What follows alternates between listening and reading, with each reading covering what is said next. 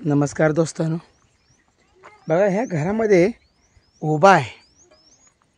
घर पूर्णपणे डासायला अजून ती कोपरा राहिला आहे, पण गडीच कामगारच येणार ती कामाला.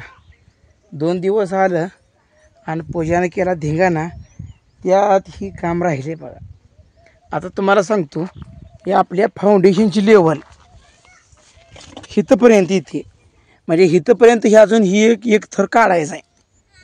पण काय सांगायचं आहे, ते आले ती कामगार, ती निघून गेली, ती आली नाही. ही मधली पडती, आता ही पडती काय थोडी फाउंडेशनात इकडे तिकडे जाईल, पण करायचं काय, कामगार असल्याशिवाय कामच होत नाही. ती मग एकटा घरचं किती करून करून करायचं आहे. ह्यातली दगडं, त्यातली भर, बारीक बारीक चिपा, हे सगळं बाहेर काढायचं आहे. बघा, कारण का भर महत्त्वाची आहे हो.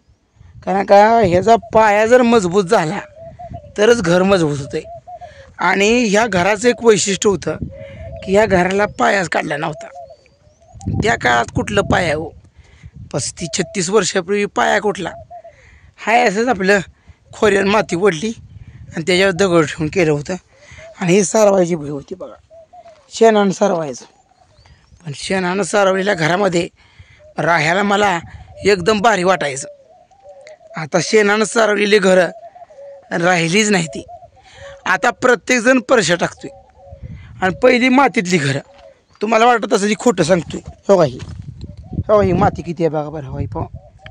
हो ही मातीतली घर आहे, म्हणजे चिखल, ह्या चिखलात घरं बांधली. बघा काय करायचं, असली घरं चिखलात बांधली होती त्या काळात. आता चिखलात बांधकामच नाही.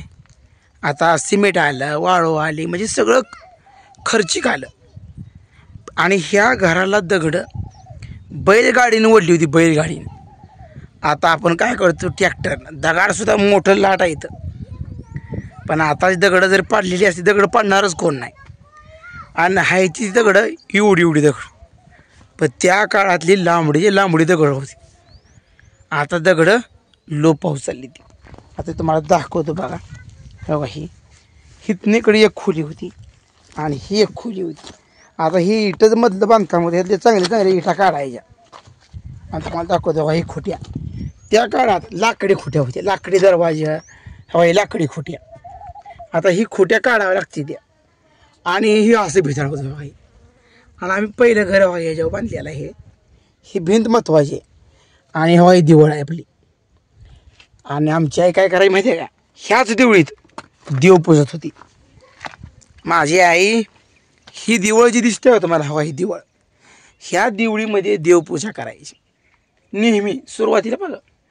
आणि ज्यावेळी पुन्हा जेव्हा देवघर आणलं, मग नंतर ती देवघरात पूजा करत होती. पण सुरुवातीची देवाची पूजा ह्या दिवळीमध्ये आमची आई करायची. आईची खूप खूप आठवण येते.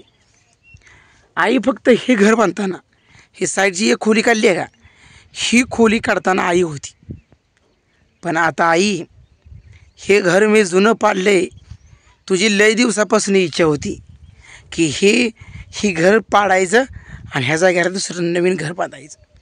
पण आई, तू जिवंत असताना तुझी इच्छा अपूर्ण राहिली, पण ती इच्छा आम्ही पूर्ण करतोय.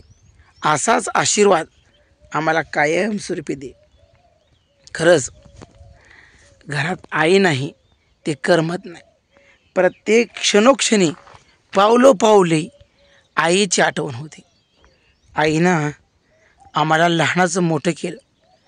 आम्हाला वडील लहानपणी वारल्यामुळं वडिलांचं काहीच वाटत नाही. वडिलाच्या 1-2 गोष्टी तेवढ्या, बोललेले शब्द तेवढं मला ध्यानात येतं ना, बाकीचं काही नाही. पण आईच्या सहवासामध्ये आम्ही जास्त वेळ राहिलो. पण आई, तुझी मला फार आठवण येते. खरंच आई असती तर किती भारी वाटलं असतं. आई, तू सारवलेल्या घरामध्ये, मातीनं सारवलेल्या घरात किती दिवस हालात काढले, किती दिवस तू हालात काढले. असं हाल कोणीसुद्धा सोसले नसतील. असू द्या, पण काय करायचं आहे, आई तुझी ही जे अपूर्ण राहिलेली इच्छा आहे, ही आम्ही पूर्ण करतोय. असाच आशीर्वाद आम्हाला कायमस्वरूपी दे.